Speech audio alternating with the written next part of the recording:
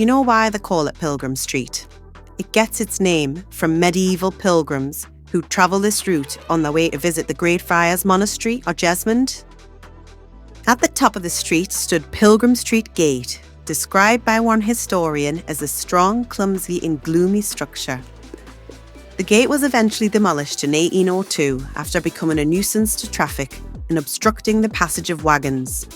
During its demolition, workers even discovered a £22 cannonball from the 1644 siege. Sadly, there's no trace left of the monastery, inns of ancient houses that once lined the street. The street was once known as Vicus Peregrinorum, the Pilgrim's Way.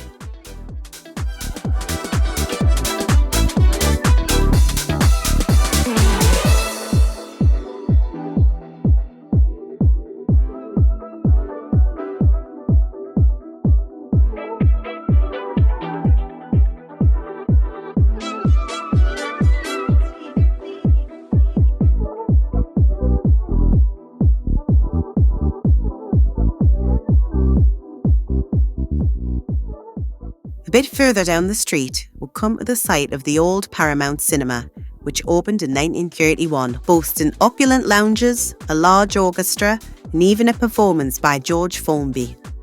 The Paramount had an illuminated Chasen light bulb sign. In 1939, the cinema became the Odeon, and by the 1980s had 4 screens. Unfortunately, with growing competition and rising costs, the Odeon closed in 2002. The building being eventually demolished in 2017 despite being Grade 2 listed for a time.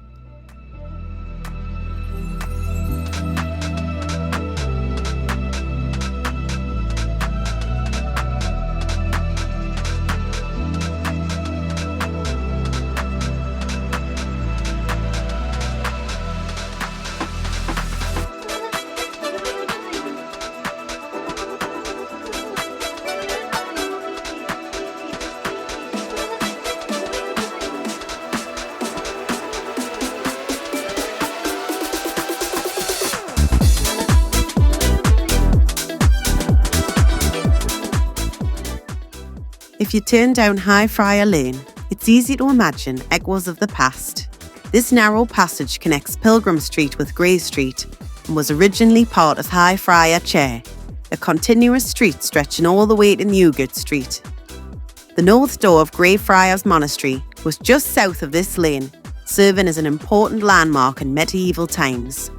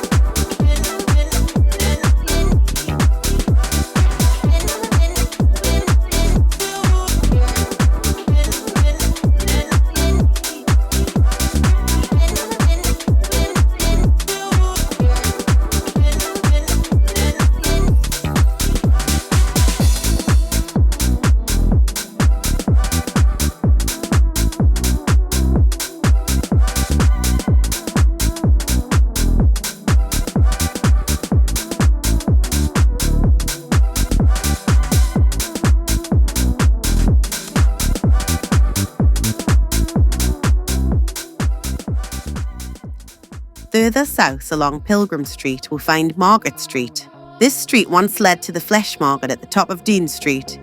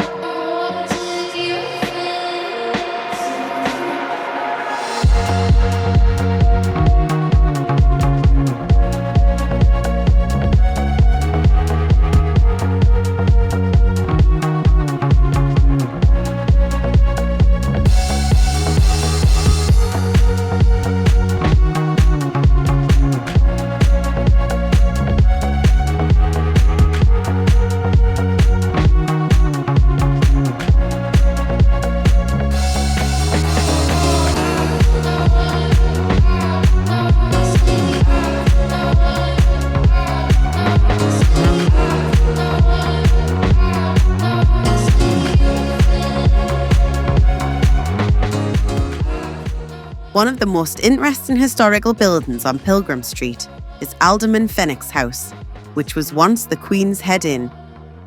This inn, established in 1781, was one of Newcastle's most important coaching inns, with 35 rooms, a yard and stabling for horses. It was the perfect stopping point for travellers. In an eerie piece of history, the inn became a key part of the body snatching trade.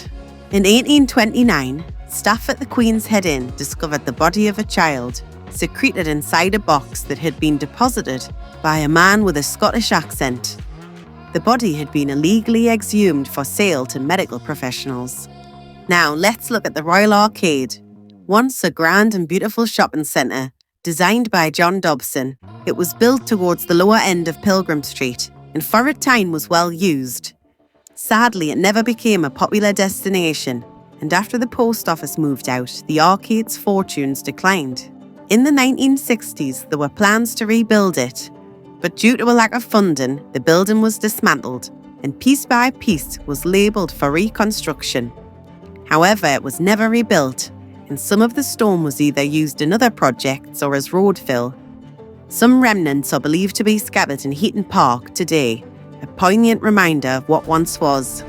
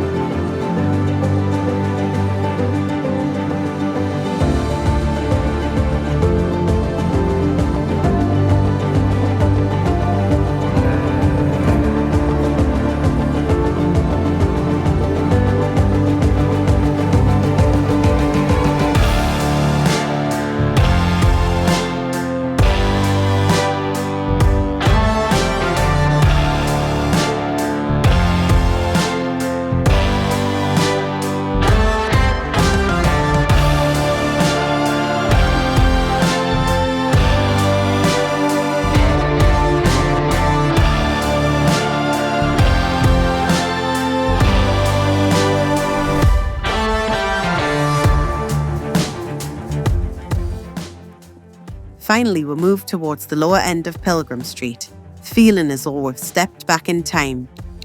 This area used to be known as a less desirable part of town, with small shops, public houses and crowded narrow streets. One historian described the area as having frowsy public houses, small provision shops, furniture brokers and marine store dealers, giving us a glimpse into the less glamorous side of Newcastle's past. According to the same historian, it was a place where poverty and vice were not uncommon, in a stark contrast to the busy commercial thoroughfare at the upper end of Pilgrim Street.